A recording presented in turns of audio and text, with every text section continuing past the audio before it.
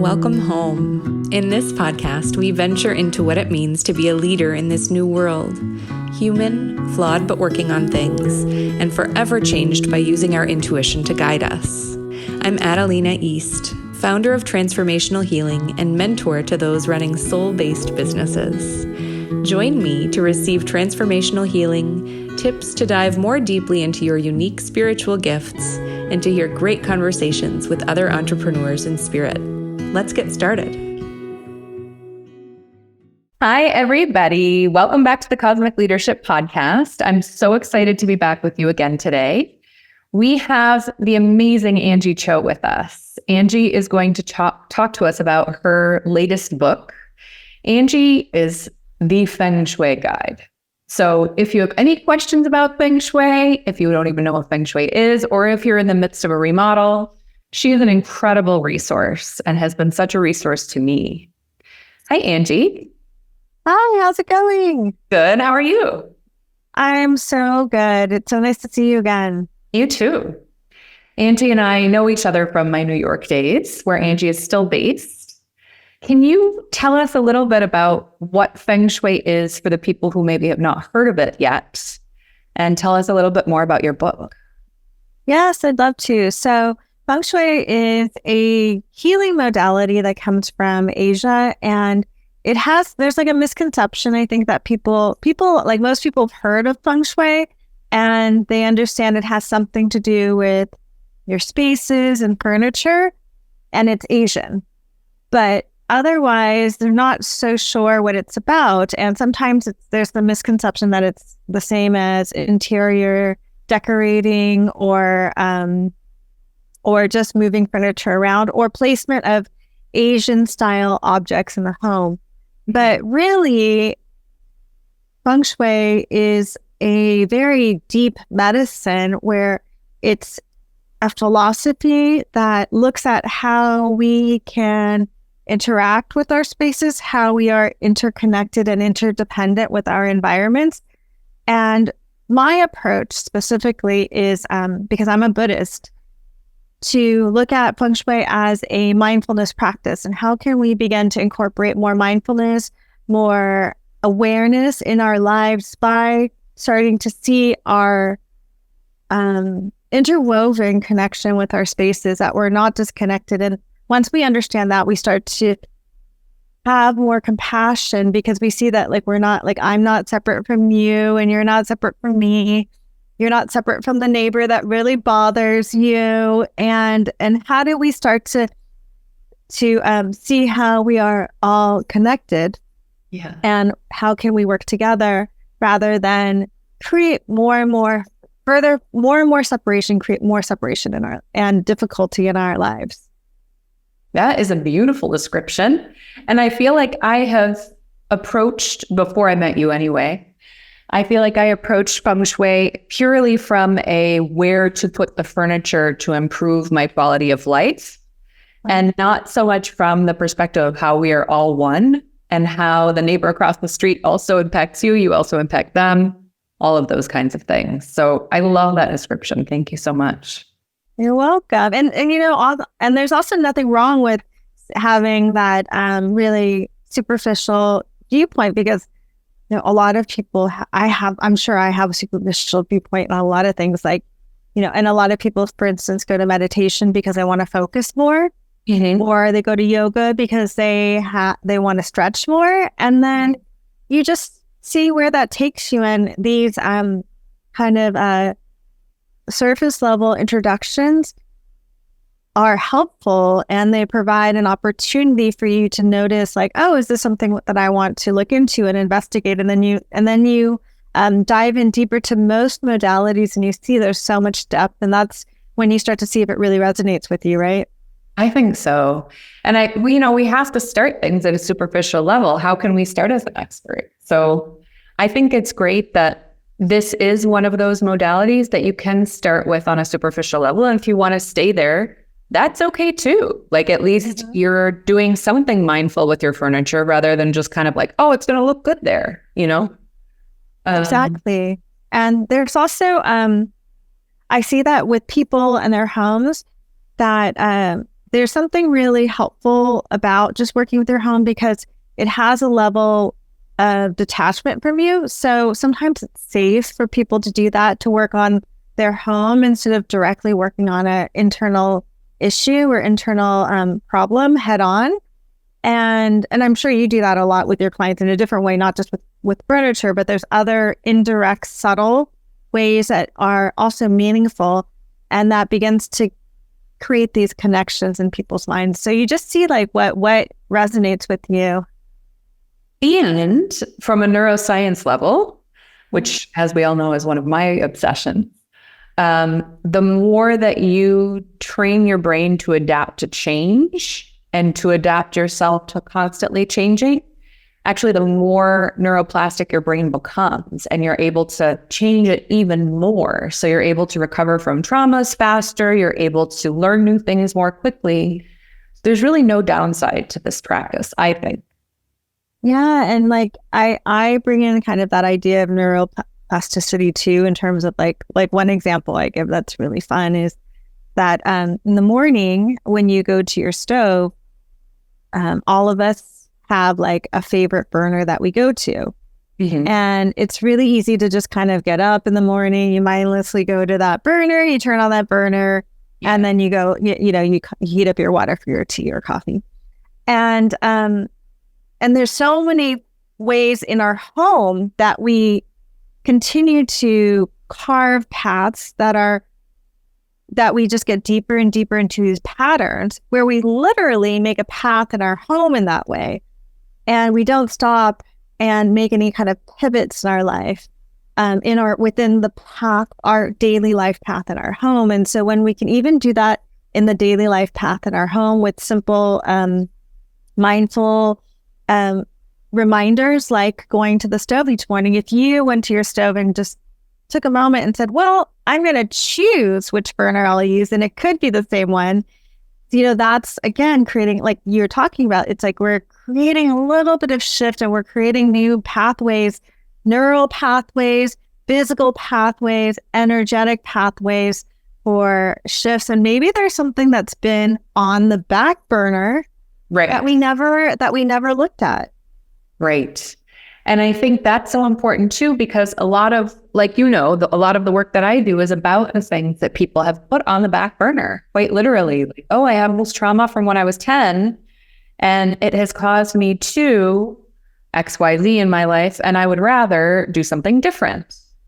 So I think a lot of the practices that come through in Feng Shui can also be so incredibly useful for us mentally getting things off of the back burner, processing the trauma out, and then being able to move forward with life in a different way. Yeah. And also, like, when you work with the Feng Shui practitioner, like I just did a consultation this past weekend for someone who has some neurological disorders like epilepsy and migraines. And there's actually different areas of your floor plan that relate to your head. Ooh, and so tell us about this. Yeah. So, well, it's hard to explain without working one-on-one with someone, but there's different areas, like the area of the bagua map that's called travel or helpful people, or the Chinese name is Chen. I call it benefactors. That's related to the head, and usually the entry of your door is related to the head as well. Okay. And you can see, and there are certain things that came up. Like, she even in her intake form said that she felt that the entry was crowded.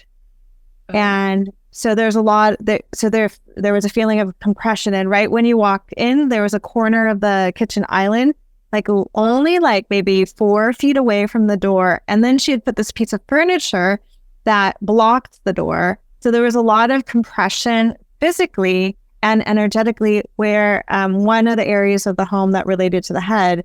And then in the other area, we also made a correction there too. And then there's lots of interesting things that come up, because there were also issues of like difficulty with communication. And then she had like doors that clashed, and doors represent your voice. And then you can see where that happens in your home. So there's also like really interesting things that show up in your floor plan. And when you start to notice that these things represent maybe or kind of maybe parallel other issues in your life that you're working on, you can begin to work in tandem by with your home by exploring them and opening up the energy around them in your home, and also just creating awareness around it, and then also doing the actual like work with a medical professional or a therapist to also, you know, to work in tandem with that. Yeah, I agree. And I think it's always amazing when we can blend a lot of different things together, because the whole idea of physical healing having just to do with your physical body really never works. And I know you know this as a Feng Shui practitioner as well. Like, we have to kind of address the whole person, the whole life, not just the diet, not just the trauma, not just where they live. But I think that our environments, especially for some personality types, can be so incredibly impactful for how we are and how we live our day to day. I remember when we were doing our consultation back when I lived in New York, there was something that was kind of like blocking the entry to my apartment. My elevator would open into my apartment, and I had to walk around this thing to be able to hang up my coat and put my shoes away. And you taught me about how that, you know, think of the symbolism of life. Like, just to get into your life, you have to walk around this thing to be able to put objects, thoughts, ideas, desires where they need to be in order to make life go forward. I really love that. Yeah, it's fun. It's fun to see how things like those aha moments when you work with someone. Yes, absolutely. So talk to us about the neighbors component you mentioned earlier. Well, that's actually a question that comes up a lot where, I actually personally, knock on wood, don't have any problems with my neighbors, but that's something that people seem to come to Feng Shui a lot for. I mean, I don't get that many questions, but sometimes people will say like, well, how do I deal with my neighbor? Right. And you know, I'm not going to give them the answer that they want to hear. Actually, it's because it's like, well, it's not your property to make any adjustments to, and anything that any kind of negative energy that you might send to your neighbor is really just coming back to you. I am so delighted to share with you that I am opening back up my multidimensional mentorship program. We have seen graduates go on to start their own businesses with their intuitive gifts, such as channeling, healing, tarot card reading, astrology, human design, chef, also so many other beautiful professions that are healing the world and making it into the better place where we all want to be. If you are struggling, if you're trying to figure out what your life purpose is, check out my multidimensional mentorship program. I am so excited to work with people who are ready for change, who are ready to dive into their intuitive gifts and see exactly what they're ready to do here on this planet at this time. We will put the link below, and I look forward to hearing from you. So there are like some adjustments that you can do where you do actually kind of put up a mirror. But the thing is, the mirror is really facing yourself. Okay. The mirror literally faces your home. So anything any messages you want to give to your neighbor are really messages you're giving to yourself. And so then that usually stops people because they're already in a place where they have so much anger towards their neighbor that they can't get past that. So, I mean, you could even do something like Ho'oponopono for your neighbor. Are your listeners familiar with Ho'oponopono? I don't know. Why don't you tell us? I love myself. Give us an example. Yeah. Well, it's not a Feng Shui technique, but it's from the Huna tradition, which is from Hawaii. And basically the premise is that you can, for instance, one way to work with it is you can make a list of all the people and things that you feel discontent towards, including your neighbor. or it could be like a legal issue, or or people that have passed, or celebrities, or people that you have no control, you don't have any interaction with. And you make this list, and then and this is easy for anyone to look up on the internet how to do this. And then, but then you make this list, and you actually ask everyone on this list, or everything on this list, to forgive you. And so it's not that you want them to change, it's that you take on the responsibility for the difficulty and the challenge, and then you ask them, please forgive me, thank you, I love you. So every entity on that list. Okay. Yeah. And then that's a tough one. So usually I think there are ways to work with to do negative things to your neighbors, but I think that's kind of, I would consider that black magic, and I don't teach that. There. No, I don't teach that. That's not what this podcast is about. No. This podcast is more about, I love myself, so I love you, I love everyone, that kind of thing. Well, it really hurts yourself when you do something like that too. Agreed. Yeah. You mentioned something about a mirror. You can also put up a mirror that faces your house. Yeah. Well, I'm not going to give exactly what it is to do, because I feel like it needs to be given with really right, because it needs to be given. I wouldn't want to just advertise it, because then I don't want someone to misuse it. But I think that but mirrors are a good question. A lot of people have questions about mirrors and Feng Shui. And and this really connects, I think, with the Buddhist perspective. So like my book, Mindful Homes, I think like my first book, Holistic Spaces, was really like it was 108 Feng Shui and eco-friendly tips for your home. So it's more mainstream. Mm-hmm. And although people still think it's woo-woo because it's Feng Shui, right? But to me, it's really like mainstream, right? But some people think it's like really like, oh, this is this is weird. But I loved it. It helped me so much. It was great. But my second book, Mindful Homes, is really my exploration and my studies in how I've started to interweave Buddhist concepts and my Buddhist practices into my Feng Shui teachings. Mm-hmm. And so both in Buddhism and in Feng Shui, there's a lot of emphasis on mirrors.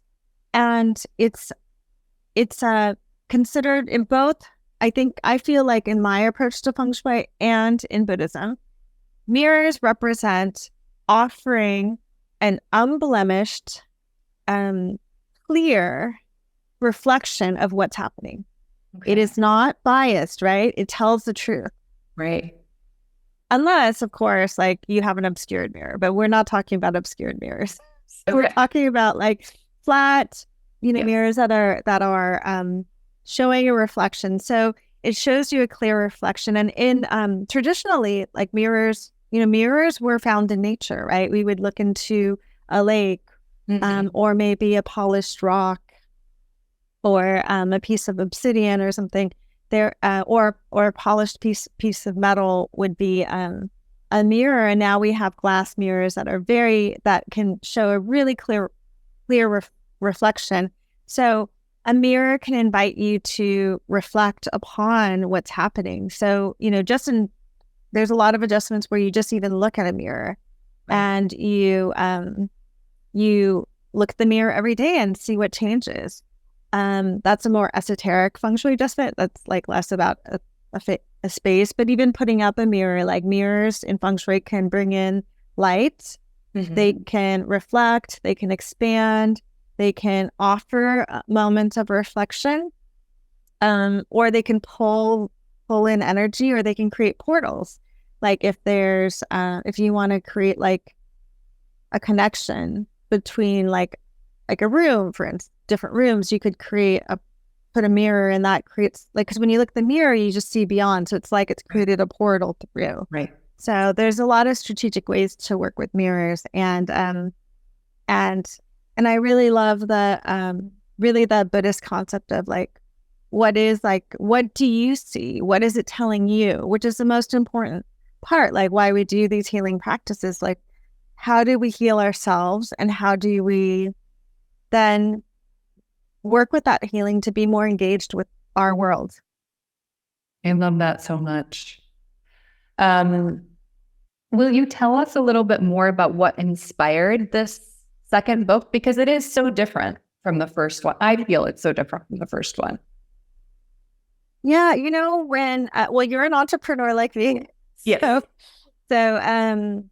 So like when I wrote the first book, I really felt like, okay, I'm going to write this book so I can stop. It was more practical. Like, I'm going to establish myself as an expert.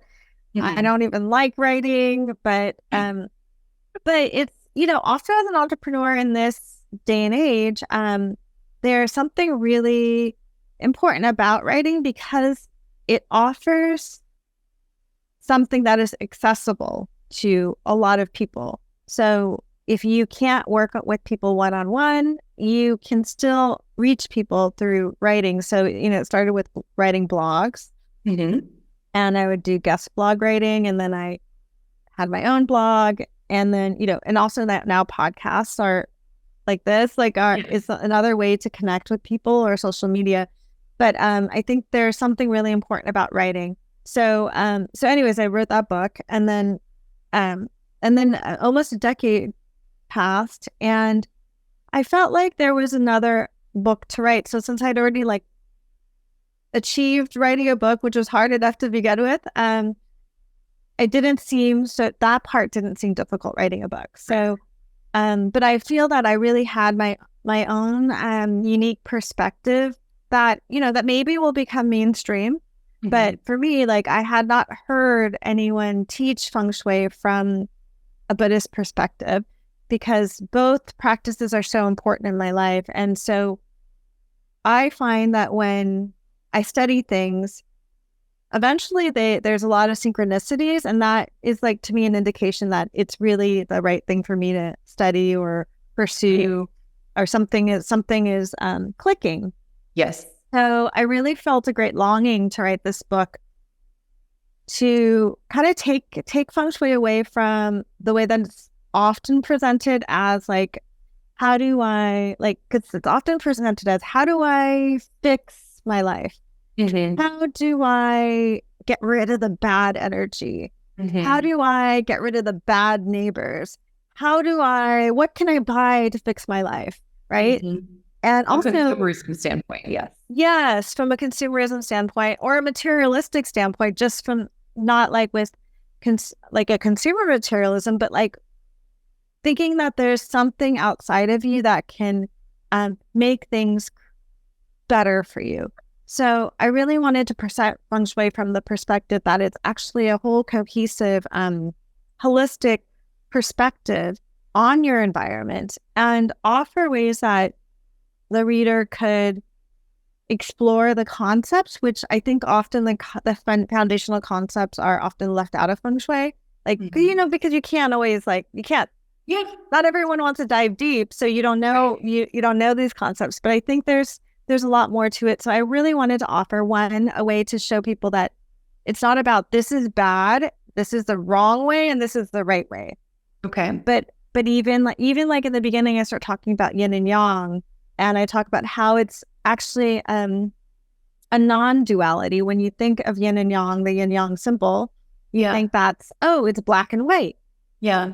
But right and wrong, sun and moon. But really, I wanted to illustrate how we have the tendency to really create that polarity, but within that system, there is really this balance and this non-binary integration that one can only exist without the other, and they exist in relationship. I love that so much, and I think it's such an updated, modern take on Feng Shui, because as we move forward, sorry to get all heady, but you know how I am, as we move forward as a culture and we start to do away with binary, in gender, hopefully in politics someday, all of these different ways that we're doing away with the binary, I think it's important that there are teachers like you to bring us there in different facets of life. You know, there's really no other way for people to internalize teachings other than to make them really tangible. And so I think the marriage here of Buddhism and Feng Shui helps to make Buddhism a little bit more tangible for folks who may not want to dive deep into those teachings. You know what I mean? Yeah, that was another reason why I wanted to write this book, because I felt like it would also offer some introduction to meditation and mindfulness, which I think is really important in life. Yeah. But also in understanding Feng Shui and what, like in Feng Shui talk or in Buddhist talk, we would say what you're saying is really like, it's about connecting heaven and earth. There's, that esoteric aspect and that spiritual aspect that we long to connect with, but we're also like living on this planet that we've inherited. We live here. Yeah. And we live together here. So, so it's actually quite a disservice to forget one, right? So that's another way that we can really create a binary situation where we're completely practical and earthbound and we don't have a spiritual aspect, or we're so in the clouds that our feet aren't touching the ground. So how do we connect the two? And a really easy way that everyone can do it is with their home, to start to see like, oh, if I notice this little tweak, like you talked about, like, every day I walk into my home and I have this obstacle to move around. And what can that mean? And why have I just become so accustomed to it and think it's normal? And you can start to see how that trickles into other areas of your life. And then you see, oh, my environment affects me. And then you see, oh, maybe, what I do out in the world, like any small thing that I do certainly affects someone else. Right. And each our intention and our thoughts and our, we do the best we can with what we have, but we do affect other people. Yeah, of course. Yeah. I think that's also part of the whole human experience, right? Is learning how much you affect other people.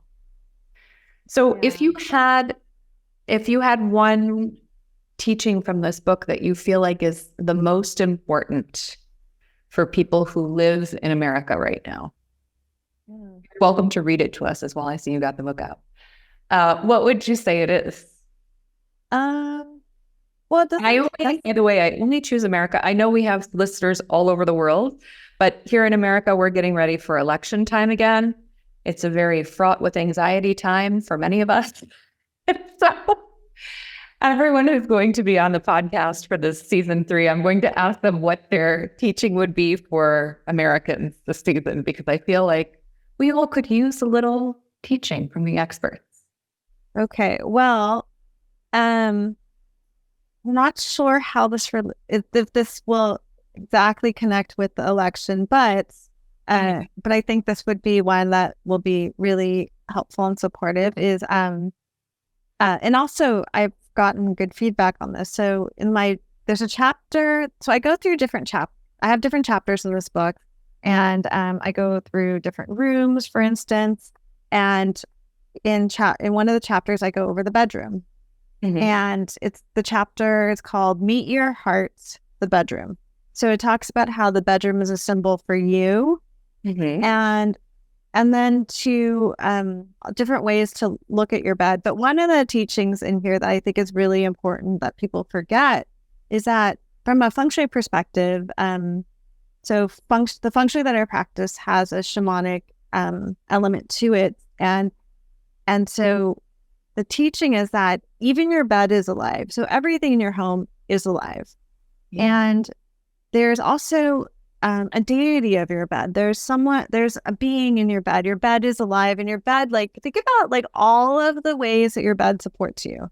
Right. Like your bed's there for you when you're sick. Your bed's there. Where do you want to go when you're sick? Where do you want to go when you're feeling bad? Where do you want to go hang out with your partner? Where do you rest and rejuvenate? Where do you feel safe? Right. Hopefully your bed. So it's a really important space. And so I give a ritual for awakening the deity of your bed, and also like guidelines on how to arrange your bedroom according to Feng Shui in terms of like electronics and colors and so forth.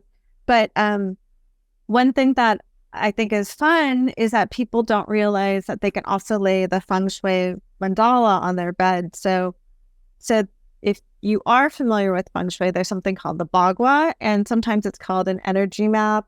I'm sorry. I do want to interrupt you for 1 minute.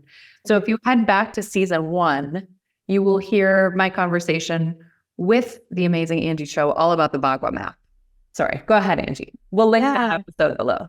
Okay, good. So, because I'm not going to, there's a lot to go through the whole thing. So it's sometimes called the energy map, but in the past 2 years, I've started to call it the bagua mandala, because I feel that mandala is a more descriptive term for what it is, because it's really a center that has 8 areas that radiate around outside of it. And so anyway, but people get very confused with laying the bagua, which is fair because it's not easy. And but what I've tried to do to make it accessible for each reader is that I've taught them how to lay the bagua on their bed, because most people have a rectangular bed. Mm-hmm. Maybe 1 out of a million will have a round bed or something. But most people have a rectangular bed, so you can easily create a 3x3 grid and then lay the bagua on your bed. And so there's like a nice, like in my book, there's a nice. For those of you who are listening and not watching this podcast, you can also find the bagua map. I think you have one on your website, right, Anjie? Yeah. So if you want to see what all these 6 segments of your rectangular bed or your rooms in your house or your whole house in totality are, you can always go to Anjie Cho's website and you will find it. We'll link that below as well. Okay. Sorry, go ahead. You know what? I could give you a link to a free bagua e-kit download thing. Let me make it. Wonderful. Okay. Thank you, Anjie. Okay. I'll send that below too. Okay. Yeah. It's and so it's a 3x3 grid with 8 areas around the center, and you can lay it on your bed. So you can you can use a bagua on your bed and activate different areas on your bed to support something that you want to work on. So like, what's something that you want to work on right now? I always want to work on partnership. Partnership, okay. Or no, I'm sorry. Let me rephrase. What I would rather work on is health and partnership. Okay. Your health or the health of your partnership? I think both. Okay. Yeah. So, well, health is easy. So health is the center of your bed. Okay. And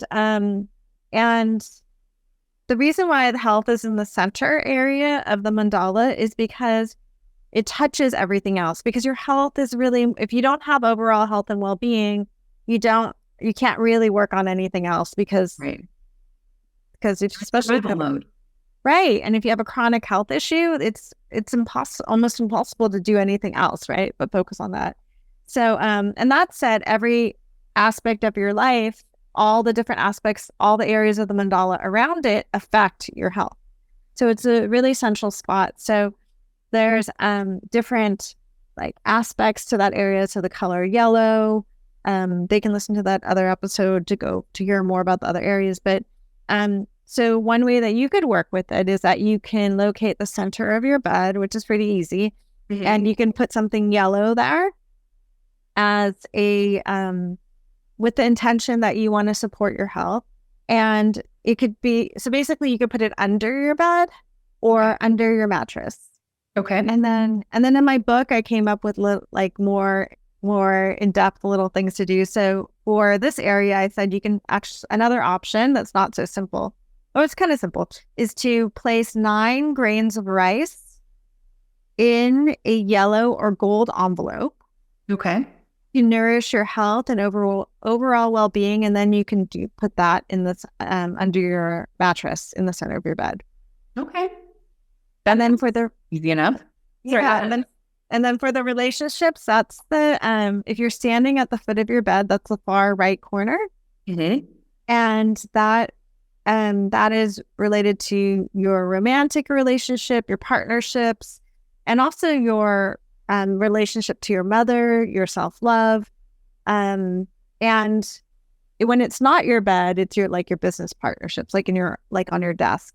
Mm-hmm. So the suggestion here is you could just put anything pink, which relates to that area, the color of that area, or you can gather a pair of heart-shaped rose quartz pieces. This is from my book. Gather a pair of heart-shaped rose quartz pieces together here to symbolize softening love for yourself and for others. Okay.